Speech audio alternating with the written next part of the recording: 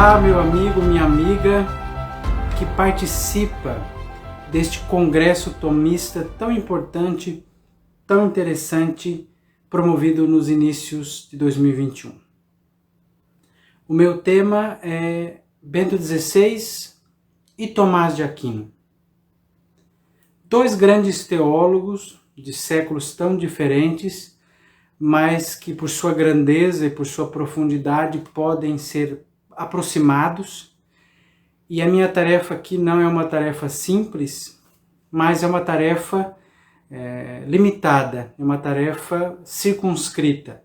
A minha intenção é oferecer para você, que nos acompanha nesse congresso, uma aproximação da relação, das influências, das possíveis interlocuções entre Bento XVI, um teólogo alemão do século XX, XXI, e o nosso grande, nosso magno Tomás de Aquino, lá do século XIII, a sua influência no debate filosófico e teológico medieval. Então vamos lá. A minha exposição aqui, que tem que ser muito objetiva, ela vai estar dividida em duas partes.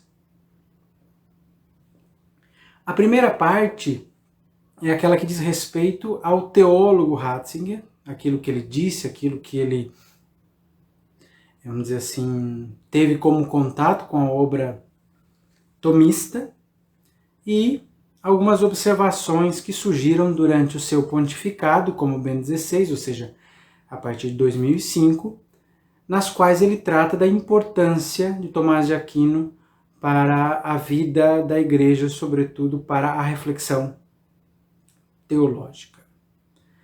Vamos lá.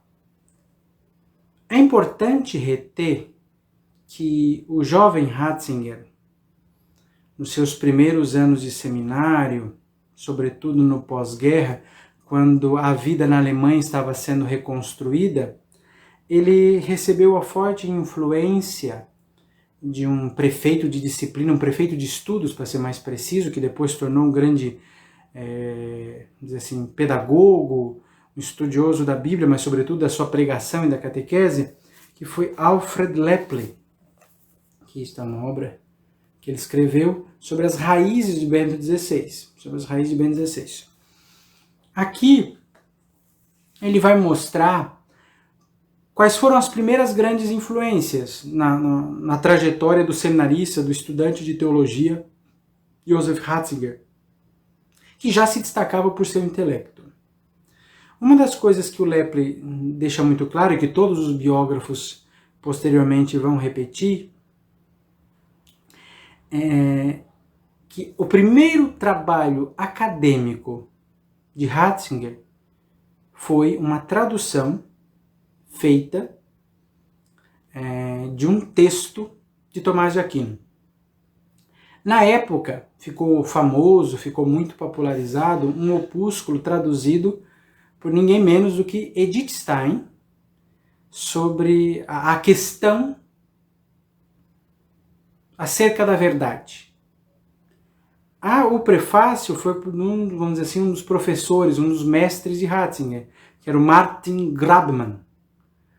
Esse texto, essa tradução de Edith Stein, muito bem feita, ela se popularizou na Alemanha e ela inspirou o primeiro trabalho acadêmico de Ratzinger, que, auxiliado pelo Lepli, começou a traduzir, a partir do latim e do grego, a questão de caritate, acerca do amor.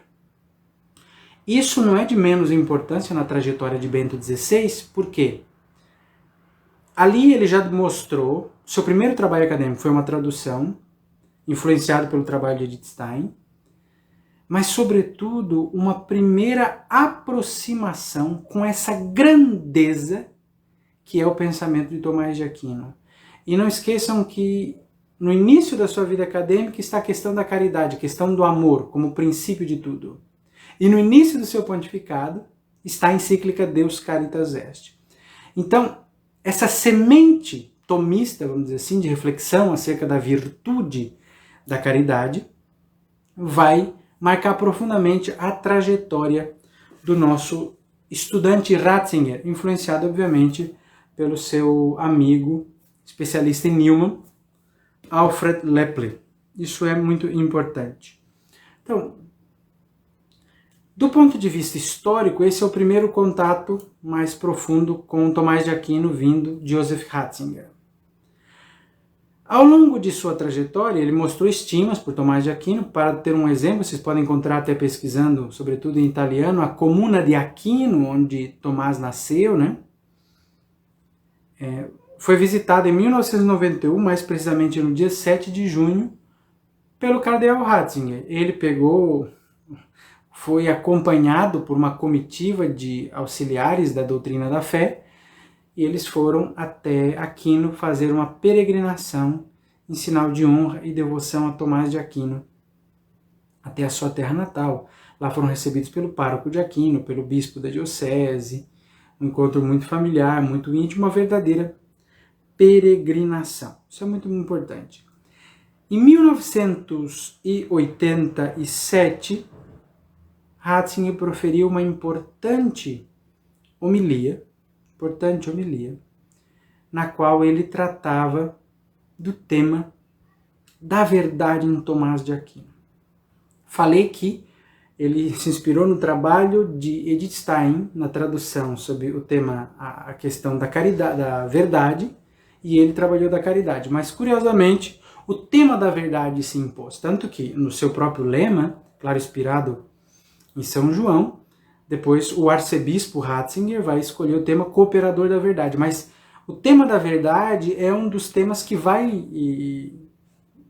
Ratzinger vai absorver, vai assimilar da obra de Tomás de Aquino.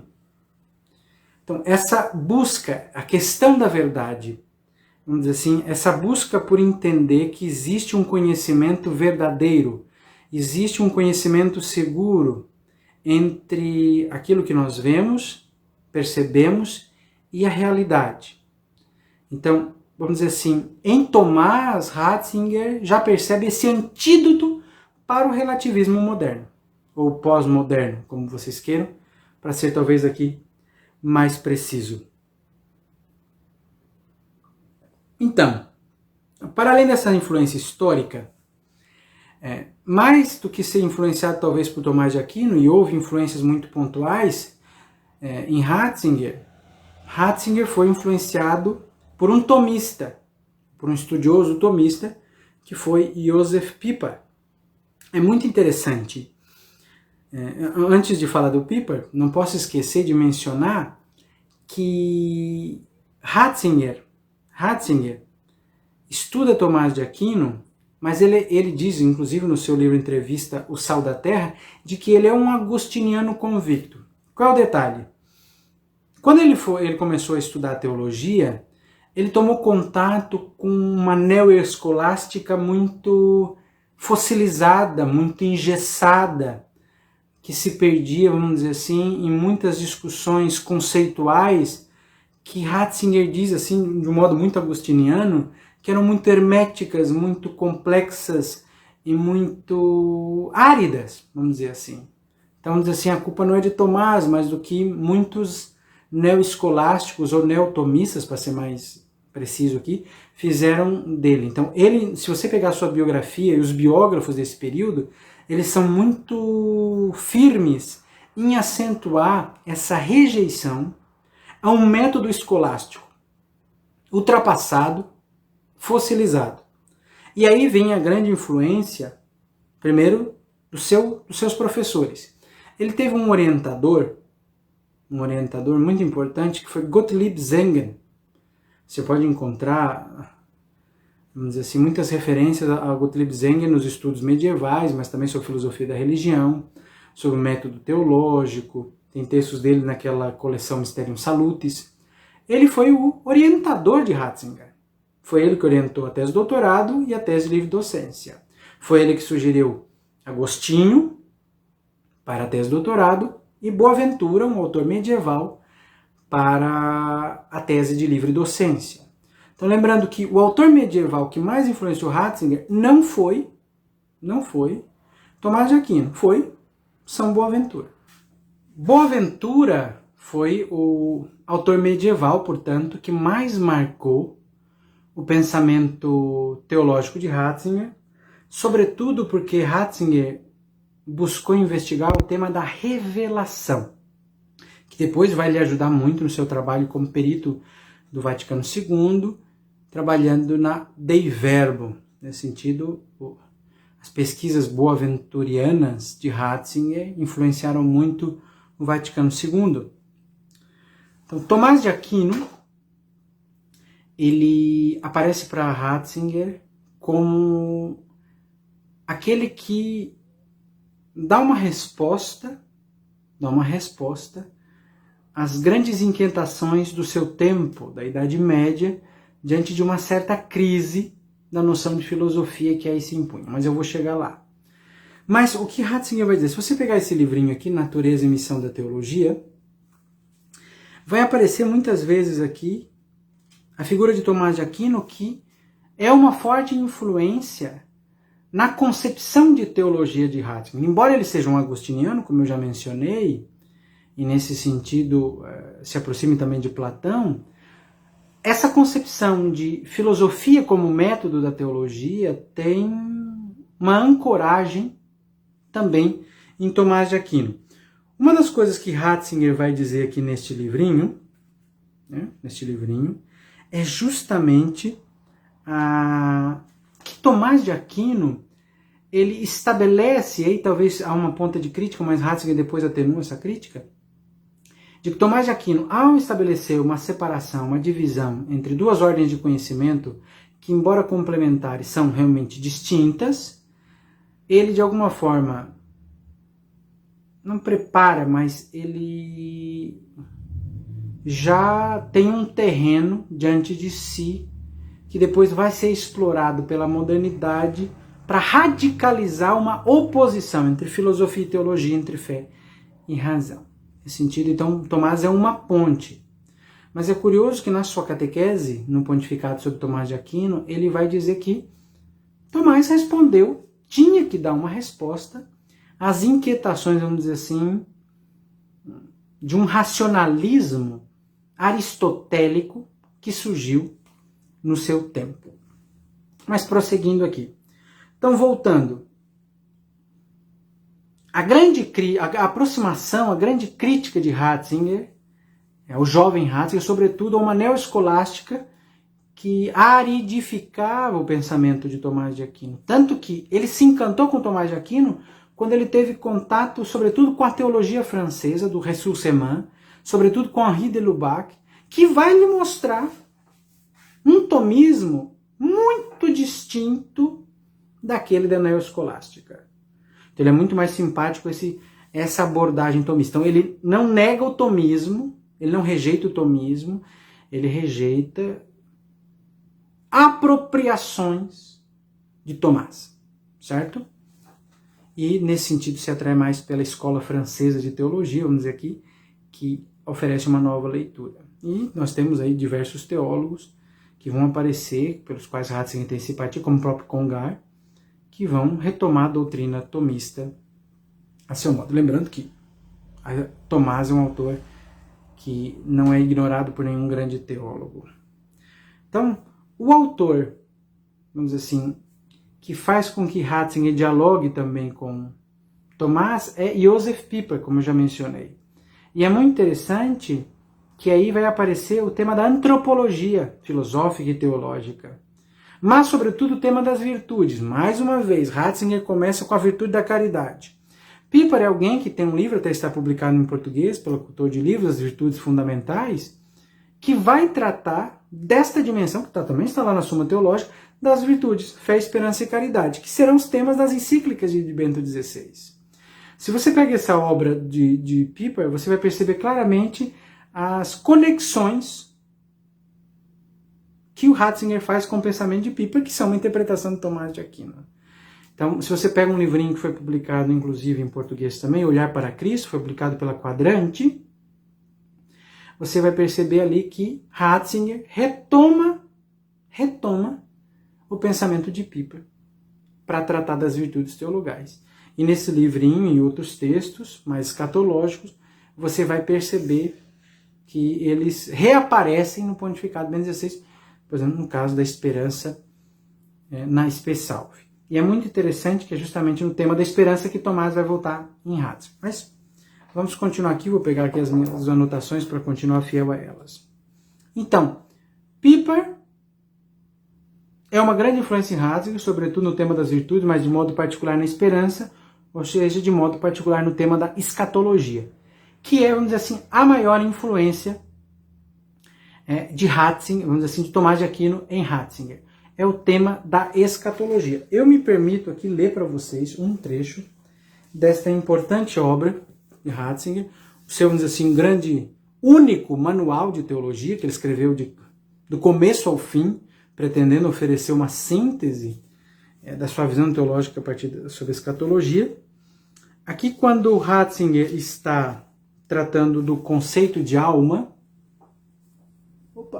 o novo conceito de alma, que é uma das suas preocupações, que ele mostra que muitos textos, sobretudo o missal romano da reforma litúrgica, teria de alguma forma secundarizado o tema de alma, o tema da alma, embora depois, no final da década de 70, a Congregação para a Doutrina da Fé, que ainda não era regida por Ratzinger, deixou claramente que o termo alma ainda era útil à teologia cristã, embora muitos o criticassem como um resquício de platonismo, de um dualismo platônico. Embora Ratzinger tenha uma interpretação distinta de Platão. Vai dizer que esse platonismo é mal interpretado e ele é equivocado. Mas é justamente na escatologia, nesta parte sobre o conceito de alma, que vai aparecer a visão ratzingeriana sobre o Tomás de Aquino. Então ele vai dizer que Tomás de Aquino resolve, vamos dizer assim, o problema posto à teologia pela descoberta do aristotelismo. Que, lembrando que o contexto é esse. As obras de Tomás, vindo sobretudo dos pensadores árabes, estavam sendo recebidas nas universidades de uma forma às vezes confusa e acrítica. O papel de Tomás foi pegar a herança grega e coaduná-la com a revelação cristã. E aí está o grande mérito de Tomás de Aquino para Ratzinger, e aí está a sua grande influência. Ele vai dizer aqui, acerca dessa discussão sobre a relação entre corpo e alma. Olha o que ele se diz. Muito bem. Tal antropologia, todas essas discussões que ele está fazendo aqui, tal antropologia tinha, pois, de fundir exatamente aquilo que em Platão e Aristóteles se contrapunham. Era preciso afirmar a indissolúvel unidade do corpo e psique, ensinada por Aristóteles, porém sem interpretar a psique como uma inteléquia vinculada à matéria da mesma maneira que a matéria viva dela depende para ser o que é. O que se impunha antes era o caráter espiritual específico da psique se tornasse manifesto, sem com isso dissolver-se num espírito universal. Diante da dificuldade de tal tarefa, não é de admirar que essa síntese só tenha amadurecido lentamente, só encontrando sua forma definitiva e convincente em Santo Tomás de Aquino. Quando este último, seguindo Aristóteles, responde à questão sobre a essência da alma com a fórmula anima forma corporis, a alma é a forma do corpo, ele opera realmente uma completa transformação do aristotelismo. Pois, para Aristóteles, essa fórmula significava que a psique está tão vinculada materialmente quanto a inteléquia, que é o princípio formador da realidade material, por ele pensada numa estrita correlatividade. Sem a forma, a matéria não passaria de uma mera possibilidade. A forma só se torna realidade na unidade com a matéria. E na segunda edição, na página 171. Certo? Então, veja que esse elogio a Tomás, não é pequeno, é de uma grandeza extraordinária. E ele vai dizer que se chegou, graças a Tomás, a seguinte síntese.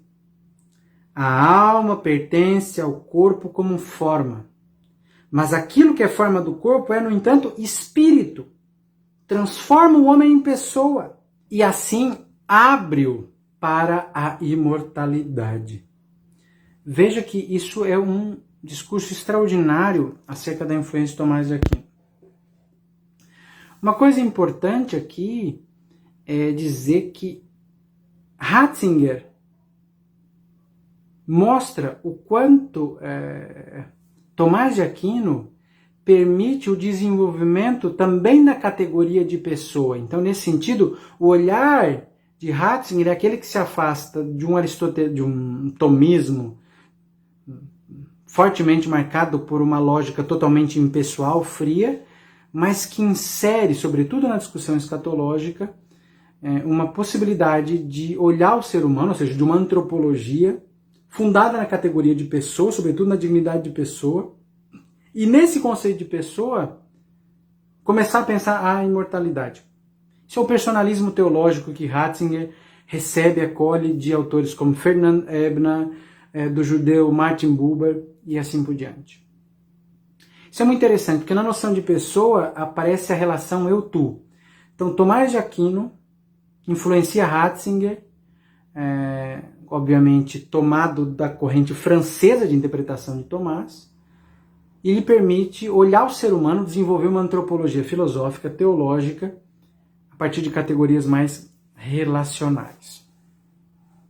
Seguindo aqui, uma curiosidade, Ratzinger tem a sua tradução da questão da caridade, para eu não esquecer esse dado, publicada só em 2017 pelo Instituto Bento XVI de Regensburg, numa edição crítica do filósofo Rolf Schönberger.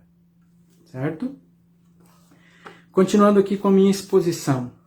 Então, nesse sentido, nós temos muitas influências. A primeira que eu já listei é a escatológica. Então nós temos outras. Ratzinger fala de Tomás de Aquino quando vai tratar do canto na igreja. O próprio conceito de fé, como eu já falei das virtudes teologais. Então, no fim das contas, o tema das virtudes, fé, esperança e caridade, tem em Ratzinger um grande eco tomista. Né? Uma outra coisa que na teologia de Ratzinger vai aparecer é o âmbito da teologia moral, a nova lei. Que a nova lei é a graça do Espírito Santo. Eu vou falar isso depois do pontificado em que ele esclarece esse tema. E Ratzinger, quando vai tratar do tema da esperança, vai falar de oração. E na sua interpretação do Pai Nosso e da oração em geral, Tomás de Aquino aparece ali vivamente. E para que eu não me perca no tempo, já estou falando demais, espero não estar cansando em demasia o nosso espectador aqui do Congresso Tomista. Eu vou tentar me limitar aos meus 30 minutos solicitados. Ratzinger, o Papa Ratzinger, Bento XVI, durante o seu pontificado, fez 3 audiências, 3 catequeses dedicadas a Santo Tomás de Aquino. Então, ele dedicava, dependendo do grau de importância do teólogo, ele dedicava 1 ou mais catequeses. No caso de Agostinho, ele fez mais, mas Tomás de Aquino ele fez 3, seguindo-se a São Boaventura. Essas catequeses, que aconteceram no mês de junho, 2 de junho de 2010, depois 16 de junho e depois 23 de junho. Essas catequeses, que eu sugiro que vocês busquem esse volume, outro volume que fale Mestres Medievais, aqui eu estou com a edição da Eclésia Catequese sobre os Santos, que tem todas as catequeses dele sobre os mestres, sobre os padres da igreja, sobre as santas mulheres.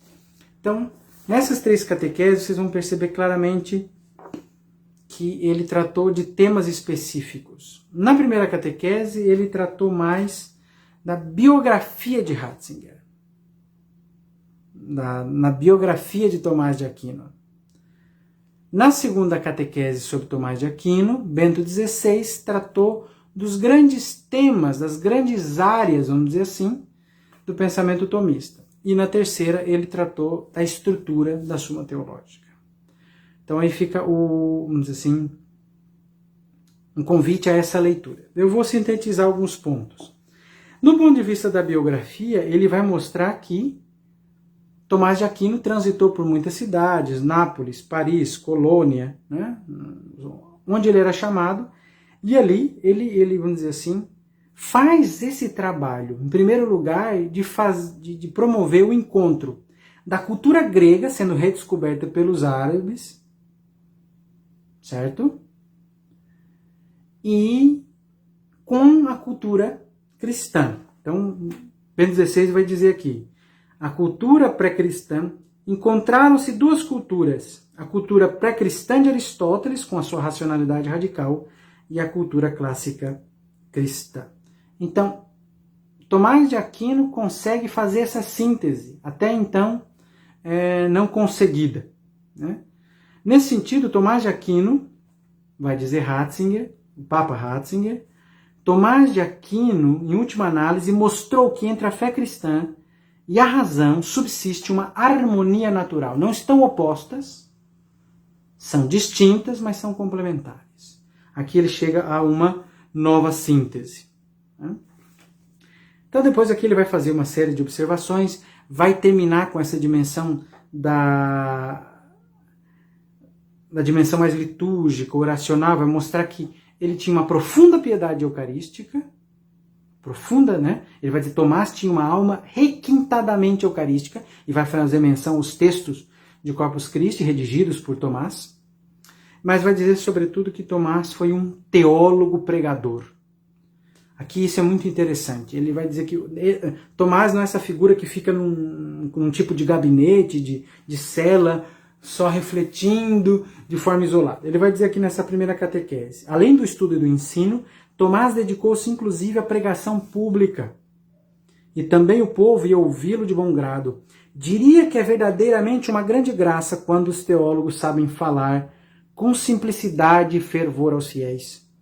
Por outro lado, o ministério da pregação ajuda os próprios estudiosos de teologia a ter um sadio realismo pastoral e enriquece a sua investigação com estímulos intensos.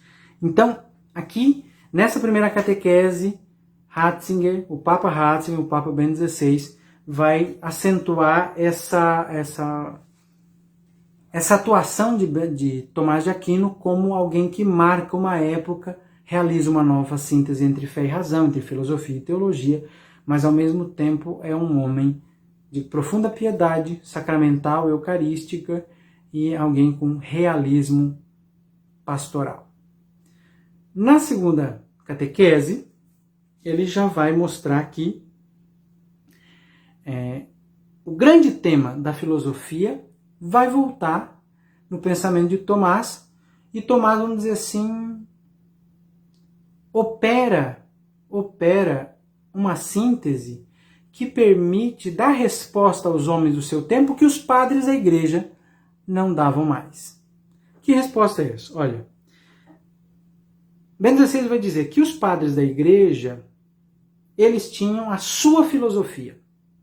E essa filosofia era o quê? Olha, os padres da igreja, essa é a segunda catequese, os padres da igreja encontravam-se confrontados com várias filosofias de tipo platônico, nas quais se apresentava uma visão completa do mundo e da vida, incluindo a questão de Deus e da religião.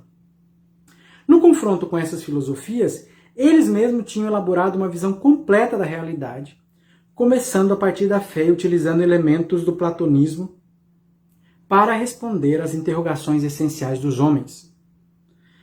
Esta visão, baseada na revelação bíblica elaborada com um platonismo correto à luz da fé, era por eles denominada a nossa filosofia. Portanto, a palavra filosofia não era expressão de um sistema puramente racional, e como tal distinto da fé, mas indicava uma visão global da realidade, construída à luz da fé, mas tornada própria e pensada pela razão. Uma visão que, sem dúvida, ia além das capacidades próprias da razão, mas que, como tal, era também satisfatória para ela. Para Santo Tomás de Aquino, o encontro com a filosofia pré-cristã de Aristóteles abria uma nova perspectiva. A filosofia aristotélica era, obviamente, uma filosofia elaborada sem um conhecimento do Antigo e do Novo Testamento, uma explicação do mundo sem revelação, unicamente pela razão. E esta racionalidade consequente era convincente. Assim, a antiga forma da nossa filosofia dos padres já não funcionava. A relação entre filosofia e teologia, entre fé e razão, devia ser reconsiderada. E aqui está o grande trunfo de Tomás de Aquino, que Bento XVI aponta. A relação entre filosofia e teologia, entre fé e razão, devia ser reconsiderada. Existia uma filosofia completa e convincente em si mesma, uma racionalidade precedente à fé, e depois a teologia, um pensar com a fé e na fé. A questão urgente era esta: o mundo da racionalidade, a filosofia pensada sem Cristo e o mundo da fé são compatíveis? Ou então se excluem? Não faltavam elementos que afirmavam incompatibilidade entre os dois mundos, mas Santo Tomás estava firmemente convencido da sua compatibilidade. E, aliás, de que a filosofia, elaborada sem o conhecimento de Cristo, praticamente esperava a luz de Jesus para ser completa. Então, essa é a grande preocupação da segunda audiência de Bento XVI. Mostrar que Tomás responde às interrogações do seu tempo, oferecendo aquilo que os padres não ofereciam mais. Então, essa é a beleza da história da teologia cristã, que não fique estagnada, mas que, de acordo com as interrogações do tempo, precisa oferecer novas respostas. Por isso, mais adiante na catequese, ele vai dizer, Bento XVI, toda a história da teologia, no fundo, o exercício deste compromisso da inteligência, que mostra a inteligibilidade da fé, a sua articulação e harmonia interna, o seu bom senso e a sua capacidade de promover o bem do homem. E ele vai dizer os grandes temas que Tomás vai trazer, né? A doutrina da analogia, o princípio da graça que supõe a natureza, a teologia moral de Tomás de Aquino, que ele diz que tem que ser redescoberta. Veja, ele vai dizer, essa teologia moral é de grande atualidade, que é a lei do Espírito Santo. Ele vai dizer que, com um olhar profundamente evangélico, Tomás insiste sobre o fato de que essa lei é a graça do Espírito Santo, concedida a todos aqueles que acreditam em Cristo. A tal graça une-se o ensinamento escrito e oral das verdades doutrinais e morais transmitido pela Igreja. Aí, Tomás nos permite redescobrir a lei moral natural.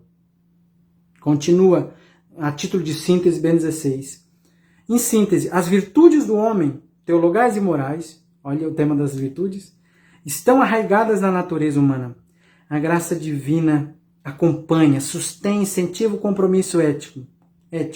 Mas por si só, segundo Santo Tomás, todos os homens, crentes e não crentes, são chamados a reconhecer as exigências da natureza humana e a inspirar-se nela na formulação das leis positivas, ou seja, daquelas que são emanadas pelas autoridades civis e políticas para regular a convivência humana.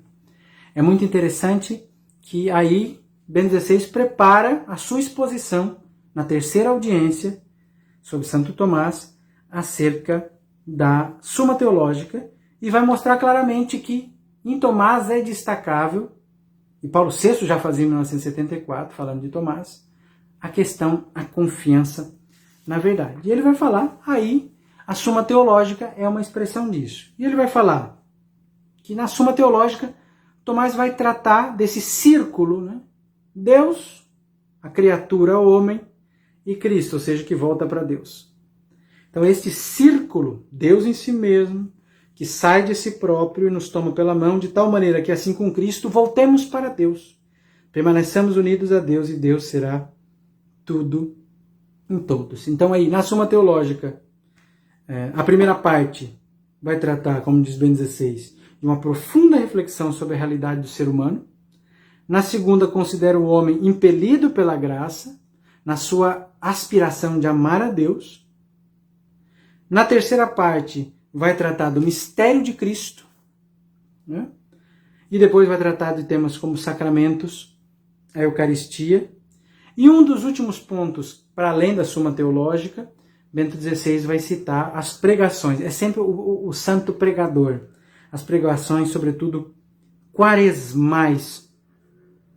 Isso é muito interessante, que ele vai dizer que Tomás de Aquino vai fazer pregações sobre o Pai Nosso, o símbolo dos apóstolos, o Decálogo, a Ave Maria, o Pai Nosso.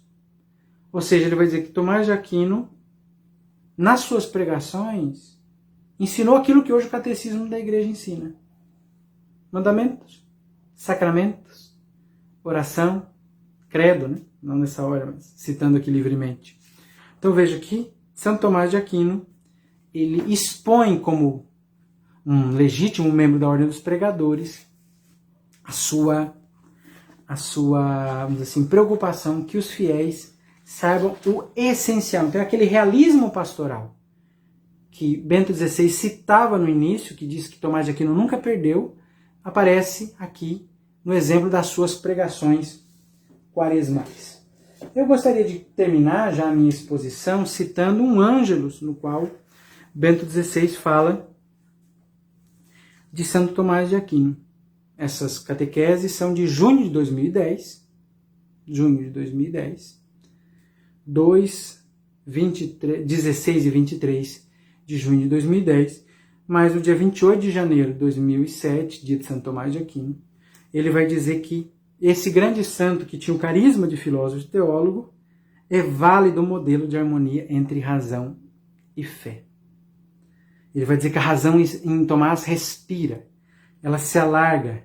E Tomás é para ele hoje, nesse Ângelus, um remédio para o positivismo contemporâneo. Essa terrível esquizofrenia entre racionalismo e materialismo por um lado e uma hipertecnologia e instintividade desenfreada por outro. Então, ali, Bento XVI propõe Tomás como um modelo para crentes e não crentes. E para concluir, eu termino aqui com uma oração que aparece na segunda audiência de Bento XVI, que ele cita de Tomás de Aquino, e que ele diz que é a melhor expressão de sua fé viva e de sua piedade fervorosa. Agradeço a atenção de todos vocês, espero tê-los estimulado ao aprofundamento do encontro desses dois gigantes e que nós possamos imitar o modelo de estudo e de piedade de ambos. Concedei-me, suplico-vos, uma vontade que vos procure, uma sabedoria que vos encontre, uma vida que vos agrade, uma perseverança que vos espere confiadamente e uma confiança que no final chegue a possuir-vos. Muito obrigado.